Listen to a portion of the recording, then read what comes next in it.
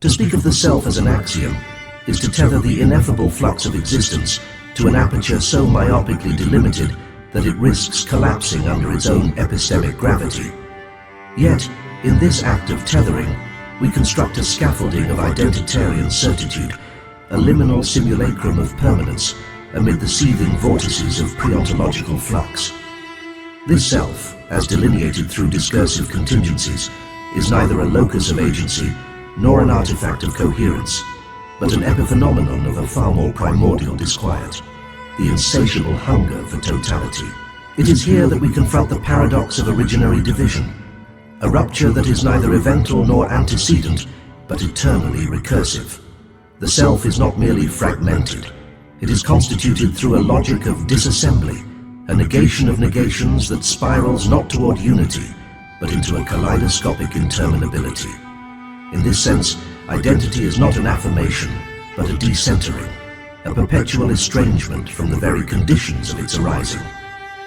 The paradox deepens. Identity emerges not as a being for itself, but as a being beside itself, an iridescent simultaneity of presence and dispossession. To understand this, we must grapple with what I term alloentic gravitation, the compulsion of being to project itself beyond the confines of its own coherence. Alloentic gravitation is not an exodus from the self, it is the self's innermost rhythm, its pulsating contradiction. This gravitation pulls the self toward an externality that is itself internally fractured, creating an infinite regress of relationality without foundation. It is this ontological vertigo that gives rise to the phenomenon of intentionality, not as a vectorial movement of the mind toward an object, but as the unweaving of the very fabric that binds subject and object into intelligibility. But what of the instincts, those purportedly basal strata of the human condition?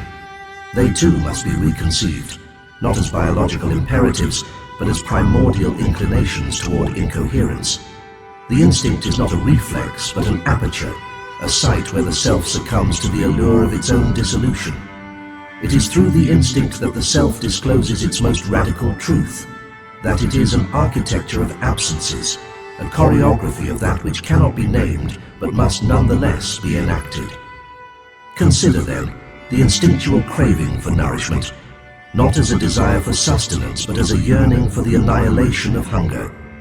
This annihilation, however, is always deferred. It is in the act of eating, the moment of supposed fulfillment, that hunger reveals itself as infinite. The satisfaction of the instinct is its perpetuation. The closure it promises is always already undone. Thus the instinct is not teleological, but paratactical, an assemblage of impulses that never coalesce into an end. What then is the nature of this paratactical being? It is, I suggest, anaclastic, a shattering that generates its own shards, a rupture that propagates rupture as its mode of existence. The anaclastic being is not content with coherence. It thrives on its own disarticulation, finding in its dismemberment a kind of grotesque vitality. Here we see the limits of traditional metaphysical categories. Substance and accident, form and matter, even being and non-being, all are subsumed within the anaclastic horizon, which obliterates such dichotomies in favor of a delirious simultaneity. To approach the anaclastic horizon is to risk an encounter with the hemarcheonic real, a dimension of experience so incommensurate with the categories of thought that it appears as pure disorientation. The hemarcheonic real is not another plane of reality. It is the implosion of all planes, the collapsing of the dimensional lattice into an indistinguishable singularity. It is within the hemarcheonic that we discern the ultimate fate of the instinct, to enact the dissolution of the very field upon which it operates.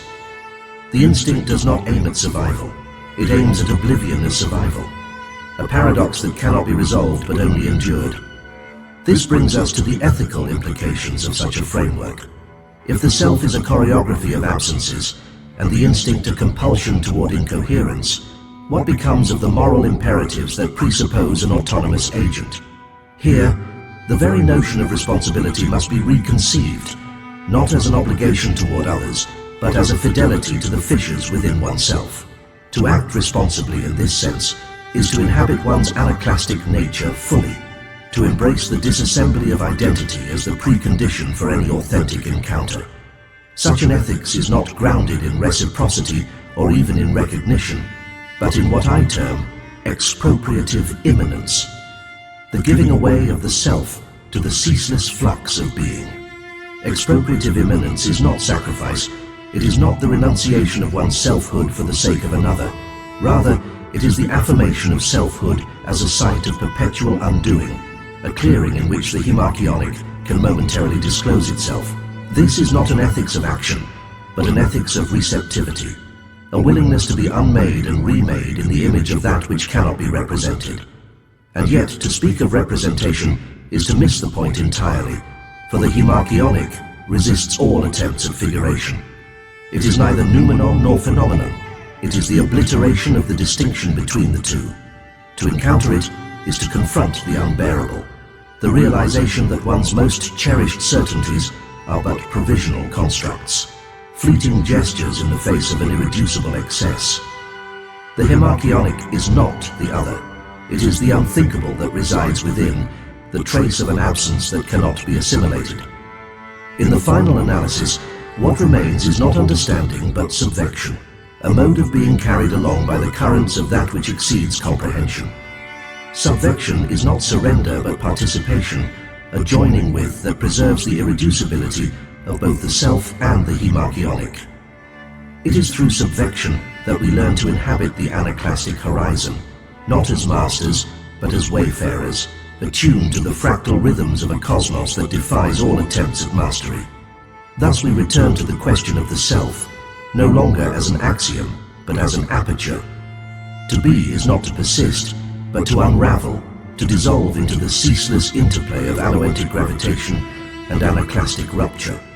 In this dissolution we do not lose ourselves, we find the possibility of a life that is not bound by the constraints of coherence. We become not agents of change, but witnesses to the infinite, participants in a drama that has no beginning and no end.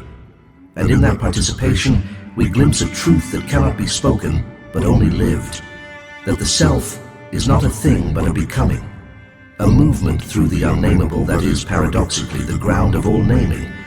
It is a truth that devastates even as it liberates, shattering the illusions of autonomy and permanence that bind us to our own finitude.